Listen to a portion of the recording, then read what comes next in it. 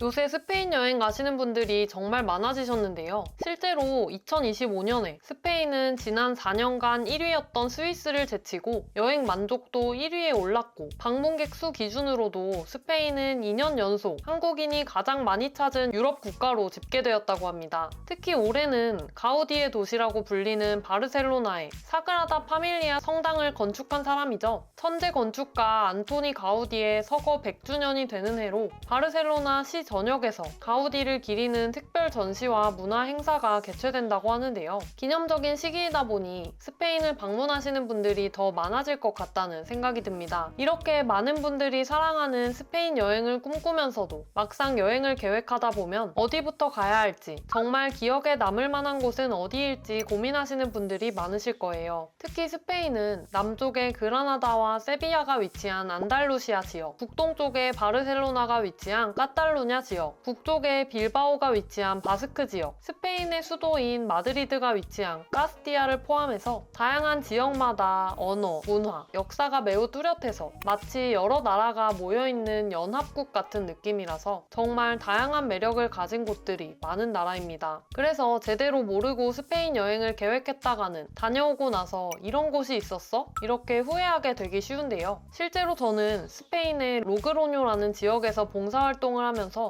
한 달 동안 현지인의 집에서 살아볼 기회가 있었습니다. 바르셀로나나 그라나다, 세비야 같은 유명한 지역들도 정말 멋지고 아름답지만 북부의 주요 도시들을 여행하면서 정말 스페인에는 알려지지 않은 여행할 만한 가치가 있는 곳들이 정말 많다는 걸 느껴볼 수 있었습니다. 그래서 오늘은 여러분의 고민을 한 번에 해결해드릴 스페인에서 꼭 가봐야 할 필수 여행지 10곳을 소개해드리려고 합니다. 오늘 영상만 끝까지 보시면 스페인 다녀와서 아, 이런 곳이 있었어? 몰라서 못 갔네. 이렇게 후회할 일 없으실 거예요. 먼저 소개해드릴 곳은 그라나다에 위치한 알함브라 궁전입니다. 알함브라 궁전은 개인적으로 저에게 가장 인상 깊었던 스페인 여행지인데요. 제가 그라나다에 여행을 갔을 때 언덕 위에 있는 이런 에어비앤비에 묵었었는데 숙소 창문을 통해 바라보는 그라나다의 모습은 정말 지금까지도 잊을 수 없을 정도로 아름다운 모습이었습니다. 다른 유럽 나라들에서는 보지 못했던 이국적이고 신비로운 느낌이 들더라고요. 알함브라 궁전은 13세기에 북아프리카와 이베리아 반도, 현재의 스페인과 포르투갈에 살았던 이슬람 교도인 무어인들이 건축한 궁전으로 이슬람 건축의 아름다움을 느껴볼 수 있는 곳입니다. 다른 유럽의 국가들에서 흔히 볼 수 있는 고딕 양식이나 바로크 양식 같은 유럽 느낌 건축물들이 아니다 보니 훨씬 신비롭게 느껴지더라고요. 멀리서 봐도 영화나 드라마 속 한 장면을 보는 것 같은데 실제로 들어가서 내부를 보면 섬세한 아라베스크 문양으로 장식된 벽면들, 물이 흐르는 정원, 그리고 빛과 그림자가 만들어내는 환상적인 분위기에 마치 시간이 멈춘 듯한 느낌을 받으시게 되실 거예요. 두 번째로 소개해드릴 곳은 세비야의 스페인 광장입니다. 세비야는 스페인 남부 안달루시아 지방의 중심 도시로 플라멩코의 본고장이자 스페인의 열정을 가장 잘 느낄 수 있는 곳인데요. 그 중에서도 스페인 광장은 세비야를 대표하는 랜드마크라고도 할 수 있습니다. 우리나라에서도 옛날 한 광고의 배경이 되어서 유명한 곳이기도 하죠. 스페인 광장은 1929년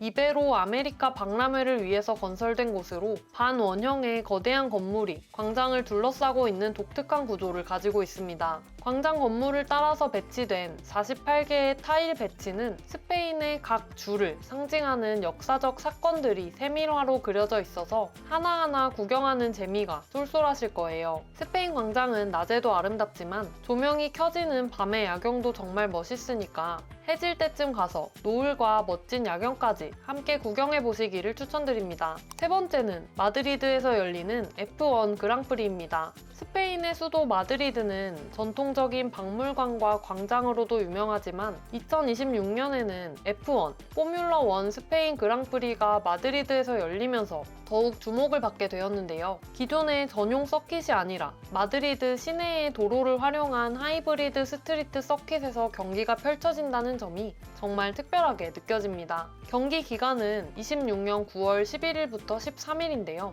이 기간 동안 숙소 가격이 급등하고 매진될 확률이 높으니까 해당 기간에 마드리드 여행을 계획하신다면 미리 예약하시기를 추천드립니다. 네 번째로 소개해드릴 곳은 스페인 북부 바스크 지방의 빌바오에 위치한 구겐하임 미술관입니다. 이 미술관은 현대 건축의 걸작으로 평가받는 곳으로 건물 자체가 하나의 예술작품이라고도 할 수 있는데요. 과거에 쇠락해가던 공업도시였던 빌바오를 세계적인 관광도시로 탈바꿈시킨 주인공이 바로 이 구겐하임 미술관입니다. 이 미술관 하나만 보러 빌바오를 찾으시는 분들도 정말 많아서 빌바오 효과라는 신조어를 만들어내며 세계적인 예술도시로 불리게 되었습니다. 빌바오를 방문하신다면 미술관 입구에 제프 쿤스의 거대한 꽃 강아지 퍼피와 강가에 서 있는 거미 조각 마망 앞에서 사진 한 장은 꼭 남겨봐야겠죠. 다섯 번째는 스페인의 수도 마드리드에 위치한 프라도 미술관입니다. 프라도 미술관은 세계 3대 미술관 중 하나로 스페인 왕실이 수집한 방대한 양의 예술 작품들을 소장하고 있는 곳인데요. 프라도 미술관의 컬렉션은 정말 어마어마합니다. 벨라스케스의 시녀들, 고야의 옷을 벗은 마하, 검은 그림 시리즈 같은 교과서에만 보던 작품들을 실제로 볼 수 있습니다. 미술관이 워낙 넓고 소장품이 많기 때문에 방문 전에 꼭 보고 싶은 작품들을 미리 정해두시는 게 좋고, 또는 전문적인 설명을 들으면서 폭넓게 이해할 수 있도록 현지 미술관 투어를 신청해보시는 것도 추천드려요. 여섯 번째는 미식가들의 천국이라 불리는 산세바스티앙의 타파스 거리입니다. 산세바스티앙은 스페인 북부 바스크 지방의 해안 도시로 인구 대비 미슐랭 스타 레스토랑이 세계에서 가장 많은 도시 중 하나인데요. 산세바스티앙의 구시가지에는 핀초스 바들이 정말 많습니다. 핀초스는 바스크 지방의 전통 타파스로 작은 빵 위에 다양한 재료를 올려 만든 한입 음식인데요. 이 핀초스 바들을 돌아다니면서 먹는 걸 핀초스 바 호핑이라고 하는데 산세바스티앙 여행의 하이라이트라고 할 수 있습니다. 각 바마다 자신들만의 시그니처 핀초스가 있어서 여러 곳을 돌아다니면서 맛보는 재미가 정말 쏠쏠하실 거예요. 또 미슐랭 식당들도 한 번쯤 가보시면 좋겠죠. 일곱 번째는 안달루시아 지방의 작은 도시 론다에 있는 누에보 다리입니다. 론다는 깊은 협곡 위에 자리 잡은 도시로 누에보 다리는 이 협곡을 가로지르는 다리인데요. 1793년에 완공되었고 높이가 약 120m에 달한다고 합니다. 다리 아래로는 과달레빈 강이 흐르는 깊은 협곡이 있는데 다리 위에 서서 아래를 내려다보면 그 높이가 정말 아찔하게 느껴지실 거예요. 여덟 번째는 바르셀로나에서 약 1시간 거리에 있는 몬세라트 수도원입니다. 몬세라트는 톱니 모양의 산이라는 뜻인데 실제로 산의 모습이 톱니처럼 뾰족뾰족한 기암괴석으로 이루어져 있습니다. 이 독특한 산 위에 자리 잡은 수도원은 1000년이 넘는 역사를 자랑하는 곳인데요. 몬세라트 수도원은 카탈루냐 사람들에게 매우 중요한 순례지이자 영적인 중심지입니다. 수도원 내부에는 검은 성모상이 모셔져 있는데 이 성모상은 12세기에 만들어진 것으로 많은 순례자들이 이곳을 찾아와서 기도를 드립니다. 바르셀로나에서 당일치기로 다녀오기에 적당한 거리고 도시의 번잡함에서 벗어나서 자연과 영성을 느낄 수 있는 곳이니까 한 번쯤 다녀오시기를 추천드려요. 아홉 번째는 조금 색다른 장소인데요. 카나리아 제도의 테네리페 섬에 있는 테이데 국립공원입니다. 테네리페는 스페인 본토에서 떨어진 대서양의 섬이지만 독특한 자연환경과 아름다운 풍경으로 많은 여행객들이 찾는 곳입니다. 테이데 국립공원의 풍경은 마치 다른 행성에 온 것 같은 느낌을 주는데 화산 활동으로 형성된 독특한 지형과 용암지대 그리고 다양한 색깔의 암석들이 정말 인상 깊은 곳입니다. 테네리페 섬에는 테이데 국립공원 외에도 아름다운 해변들과 매력적인 마을들이 많은데요. 북부의 가라치코라는 마을은 예전 예능 윤식당의 촬영지로도 유명하죠. 화산 활동으로 형성된 자연 수영장이 있어서 독특한 경험을 할 수 있고 남부에는 리조트들이 많아서 편안한 휴양을 즐기기에도 좋습니다. 화산 지형과 아열대 기후 그리고 아름다운 해변을 모두 경험할 수 있다는 섬 정말 매력적이지 않나요? 마지막으로 소개해드릴 곳은